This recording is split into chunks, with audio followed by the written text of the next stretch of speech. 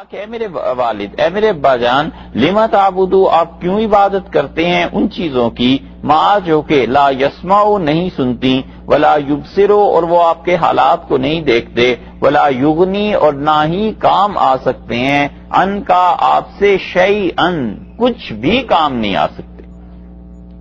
لما تعبدو، اے میرے والد آپ کیوں عبادت کرتے ہیں؟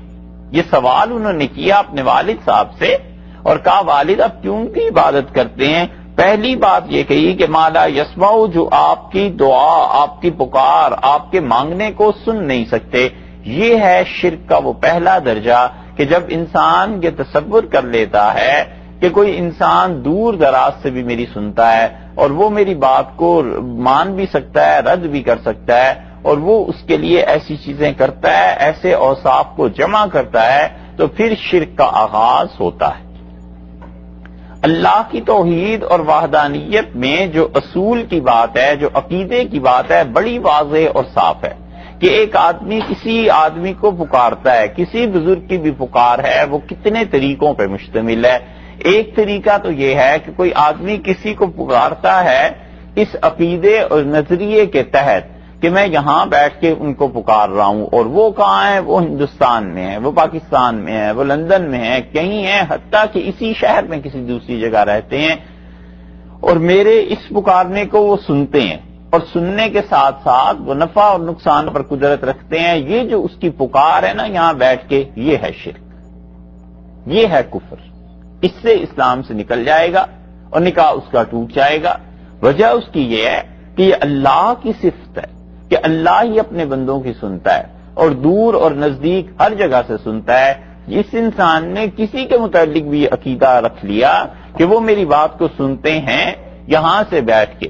اور بغیر اسباب اور وسائل کے، درمیان میں کوئی چیز نہیں ہے، اور میں جب انہیں پکاروں گا نفع کے لیے، نقصان کے لیے، تو میری نفع بھی کر دیں گے، نقصان بھی کر دیں گے، یہ وہ شرک کی پہلی پٹی ہے جو لوگ پڑھاتے ہیں اور کہتے ہیں کہ تمہارے مشائخ کو، تمہارے بزرگوں کو، فلاں کو تمہارے سب احوال کا علم ہو جاتا ہے، اور جب تم انہیں پکارتے ہو تو وہ تمہاری پکار کو سنتے ہیں، وہ تمہاری مدد کو پہنچتے ہیں۔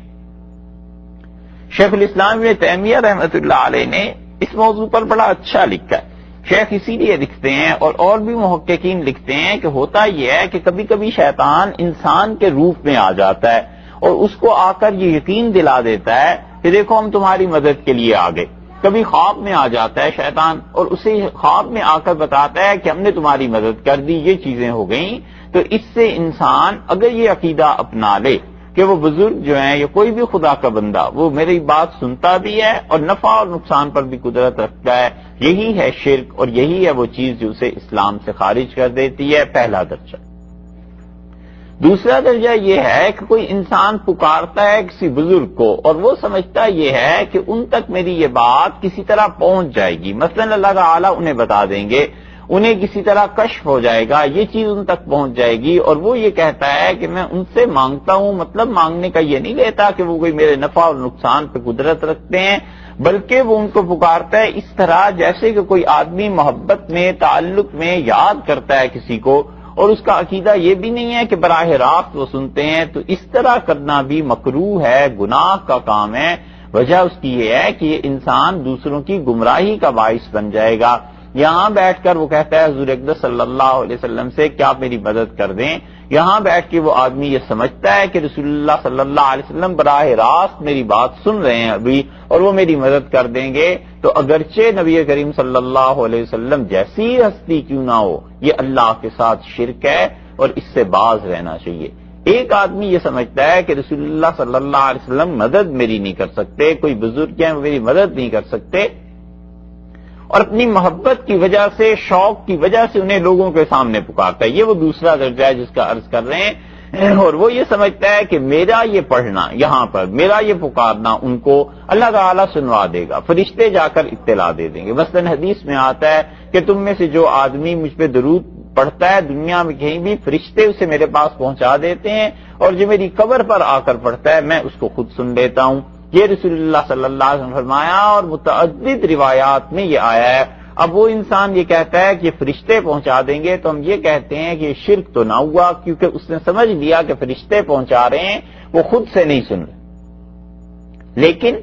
اس سے پوچھا جائے گا کہ بھی مدد کیوں مانگتے ہو؟ وہ کہتا ہے مدد مانگنے کا یہ مطلب ہی نہیں ہے کہ نفع اور نقصان کوئی رسول اللہ صلی اللہ علیہ وسلم کے یا کسی کے قبضے میں بھی ہے، بلکہ ایسے ہی ہے جیسے کبھی کبھی کسی انسان کو مشکلات پیش آتی ہے، جب تکالیف زیادہ ہو جاتی ہیں، جس سے محبت ہوتی ہے اس کا نام لیتا ہے۔ مثلا کبھی کبھی آپ دیکھیے بیمار ہو جاتا ہے، 60-70 سال بڑھاپا آ جاتا ہے، بال سفید ہو جاتے ہیں، اور کہتا ہے ہائے ماں، والدہ یاد آتی ہیں نا، والد سے محبت ہو تو کبھی کبھی بالکل بے بس ہو جاتا ہے اور کہتا ہے والد آپ زندہ ہوتے تو دیکھتے کیا چیز تھی۔ کبھی کبھی خوشی میں کہتا ہے کہ کاش والد ہوتے اور یہ چیز ہوتی تو کتنے خوش ہوتے۔ یہ ساری چیزیں وہ ایک حسرت کے طور پر کہہ رہا ہے، ایسے کہہ رہا ہے تو یہ آدمی کفر نہیں کر رہا، اسے ہم شرک نہیں کہتے، لیکن ہم یہ ضرور کہتے ہیں کہ لوگوں کے سامنے اگر ایسے کرے گا تو یہ لوگوں کے عقیدے کو خراب کرنے والی بات ہوگی، لوگوں کے سامنے نہ کرے۔ تیسرا درجہ یہ ہے کہ کوئی آدمی بالکل تنہائی میں نبی کریم صلی اللہ علیہ وسلم کے متعلق ایسے جملے کہتا ہے، اللہ کے رسول آپ میری حالت دیکھ لیں، اللہ کے رسول آپ میری مدد کر دیں، تو بالکل تنہائی میں جبکہ اس کا عقیدہ بھی درست ہے، کوئی اسے سن بھی نہیں رہا ہے، اور وہ صرف اپنے شوق اور محبت کے اظہار کی وجہ سے یہ باتیں کر رہا ہے، اس کو ہم کہتے ہیں کہ اس کے لیے مکروہ نہیں ہے۔ یہ ہے اعتدال کی چیزیں تینوں جو کہ فقہا نے لکھی ہیں، اور اس پہ فتویٰ دیا ہے کہ وہ اس ایکسٹریم پہ بھی نہیں پہنچ جاتے کہ ہر چیز کو شرک اور کفر قرار دے دیا جائے، اور وہ ادھر بھی نہیں جھک جاتے کہ ہر چیز پہ ہم یہ کہہ دیں کہ بس ساری چیزیں ٹھیک ہیں، بلکہ درمیان کا راستہ ہے کہ اس آدمی سے پوچھا جائے گا کہ یہ جملہ جو تم کہہ رہے ہو اس کی وجہ کیا؟ اس لیے شرک جو شروع ہوتا ہے وہ اسی بات سے شروع ہو جاتا ہے کہ لوگ سمجھتے ہیں کہ وہ یہاں پکار رہا ہے، اس پکار کو فلاں آدمی فلاں جگہ پر سن رہا ہے، اور اللہ تعالیٰ کے علاوہ کوئی نہیں ہے جو سن